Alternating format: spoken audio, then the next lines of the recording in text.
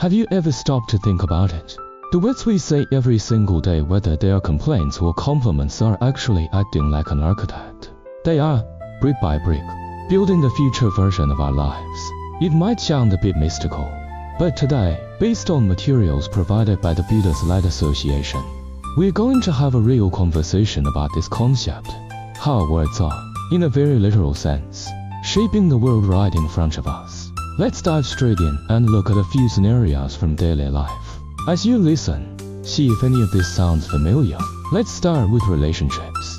Whether it is romance, friendship, or family. Have you noticed how many relationships start out perfectly, but then, for some reason, cracks begin to appear, eventually leading to constant arguments? That feeling of going from being incredibly close to becoming strangers or even hurting each other is a pain I think many of us understand all too well. Next, let's talk about our bodies. Do you ever feel like your body just isn't durable? Like you're made of glass? Aches here, pains there, and a never-ending cycle of minor colds. Sometimes even a tiny bump leaves a bruise for days. That sense of powerlessness when your health is constantly failing you is that familiar truth.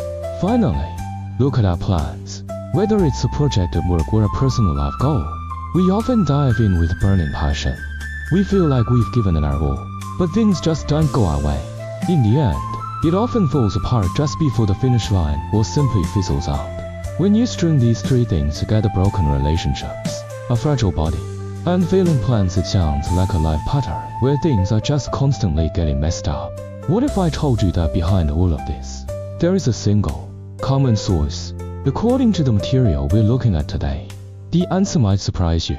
The problem isn't out there in the world. It's something we use every day, but almost never notice the power of our own words. The hidden destroyer, divisive speech. Let's dig deeper and identify the invisible destroyer hiding in our speech. This material points out a specific habit of speaking that causes us to hit walls and makes our lives feel fragile. In these teachings, there is a technical term for it, 旧tongue, or divisive speech. In plain language, it's the habit of focusing on where others have failed or what is wrong with the situation. It's not just seeing these things, it's the habit of speaking them out loud and magnifying them. These words are like invisible knives, cutting wounds between people and creating misunderstandings and barriers. The text makes a very powerful point. If you can quit this habit of divisive speech, your life will gain 5 things that cannot be broken. Your foundation will become solid. But as long as you keep speaking this way, the good things in your life will crumble one by one. The ripple effect, 5 areas of collapse. How deep does the damage go? It spreads like a ripple into 5 major areas of your life. Your physical health becomes fragile. Your family and relationships break easily. Your self-confidence and determination become unstable. Your career and professional competition hit constant dead ends. And most uniquely, it becomes hard for you to receive good guidance. Even if a mentor tries to help you, you won't be able to truly hear them. Does this remind you of anyone? Or perhaps yourself? That person who seems to have a streak of bad luck, tripping on flat ground, or having everything they buy break down. Someone else's phone lasts 5 years, yours breaks in less than 1. This isn't about some supernatural force. It's saying that when a person's heart is full of criticism and complaints, the world they see starts to work against them.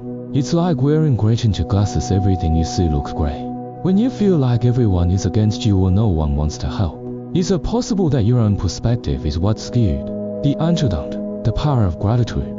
Since we've diagnosed the illness, this material also provides a powerful medicine. It requires a 180-degree shift in our mindset. This antidote is called recognizing kindness, or what we commonly call gratitude. But the gratitude mentioned here isn't about toxic positivity, or pretending the world is perfect. No, it is an intentional practice. It is the practice of looking at imperfect people and imperfect situations and actively finding the part that is helpful or nourishing to you. Even if it's just a tiny bit, you seek it out. The contrast is clear. It's like having 2 different switches in our heads. The divisive switch, when this is on, you only see what's wrong. You complain and blame, which pushes people away. The gratitude switch, when you flip this, you start looking for the hidden kindness in others. You see the lessons within problems. The result is connection. It's a simple choice of attention. Will you stare at the 1% flaw? Or will you be thankful for the 99% that is good? This tiny choice leads to worlds of difference. The lotus in the mud. The metaphor of the lotus is perfect here. The lotus grows in the mud. Right. But it never complains about how dirty or smelly the mud is. Instead, it absorbs the impurity of the mud and transforms it into the nutrients it needs to bloom. This tells us that the messy situations in our lives, the annoying people, the mud, are actually there to nourish us. We should be grateful for them, because they are exactly what allow us to grow stronger. The 3-step practice, rewiring your life. How do we turn this beautiful concept into a daily practice? Think of our speaking habits as neural pathways in the brain. If you complain and criticize every day, that complaint highway becomes wide and smooth. You slip onto it without even trying. Gratitude is like carving out a new, narrow trail in the woods. At first, it's difficult and uncomfortable.